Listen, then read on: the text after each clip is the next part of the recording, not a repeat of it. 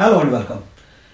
आज का जो हमारा लीगल लेक्चर है वो है summary suit against legal representative, यानी लीगल वर्सा जो है, लीगल हेयर्स जो हैं, उसके खिलाफ समरी सूट किस तरीके से फाइल होगा, क्या हम फाइल कर सकते हैं। किसी ने हमें चेक दिया और चेक दिया या प्रोमिसरी नोट दिया और उसके बाद उसकी डेथ हो जाती है। अब हम वो पैसे रिकवर करने चाहते हैं, तो हम किस तरीके से पैसे रिकवर करेंगे। क्या वो बंदा तो फौत हो गया, तो क्या हम उसकी जो कानूनी वर्सा है उसके खिलाफ केस फाइल करेंगे। अब हम अगर कानून की बात करते हैं, देखें कानूनी वर्सा के खिलाफ ऑर्डर 37 का जो समरी सूट है, जो कि किसी नेगोशिएबल इंस्ट्रूमेंट पर फाइल होता है, यानी प्रॉमिसरी नोट हो गया, बिल ऑफ एक्सचेंज हो गया या बैंक का चेक हो गया। एक बंदे ने चेक दिया और वो डिसऑनर हो गया, मगर डिसऑनर होने के बाद उसकी डेथ हो जाती है, तो क्या हम उसके कानूनी वर्सा के खिलाफ केस फाइल करके वो पैसे ले सकते हैं।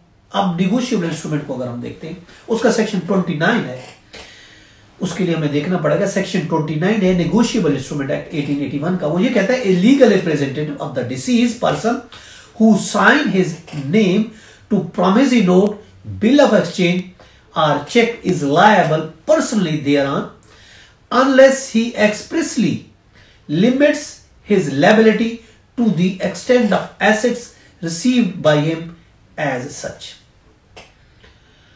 ये कहा गया है कि अगर कोई किसी भी निगोशिएबल इंस्ट्रूमेंट जैसे चेक है या प्रॉमिसरी नोट है, बिल ऑफ एक्सचेंज है, उस पर साइन करता है, तो पर्सनल कैपेसिटी में साइन करता है कि पर्सनल लायबिलिटी उसकी होती है। ये सेक्शन 29 बोलता है। अगर हम सेक्शन 29A को देखते हैं, no person is liable as maker, drawer, endorser और acceptor of the promissory note, bill of exchange और cheque who has not sign it as सच।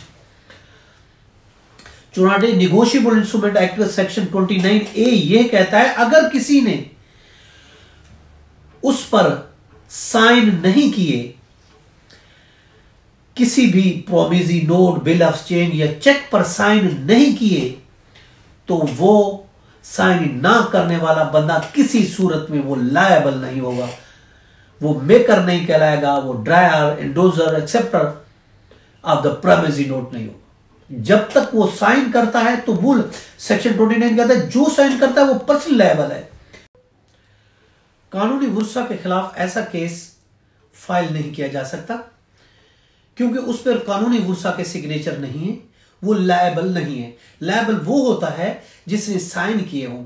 अब चूंकि वो साइन करने वाले की डेथ हो गई, चुनाचे वो उधर ही खत्म हो गया कहानी। अब कानूनी वर्सा इसके जिम्मेदार नहीं है, क्योंकि उन्होंने इसको लायबिलिटी को एक्सेप्ट नहीं किया, उन्होंने साइन नहीं किया। क्योंकि सेक्शन 29A कहता है नेगोशिएबल इंस्ट्रूमेंट एक्ट का कि जिसने साइन नहीं किए वो लायबल नहीं है। कानून में वाज़ेह तौर पर लिखा हुआ है कि वो बंदा पर्सनली जिम्मेदार है जिसने चेक, बिल ऑफ एक्सचेंज पर साइन किए या फिर प्रॉमिसरी नोट पर साइन किए। चूंकि उसके लीगल हेयर जो थे उन्होंने साइन नहीं किए, इसलिए वो इसके जिम्मेदार नहीं है।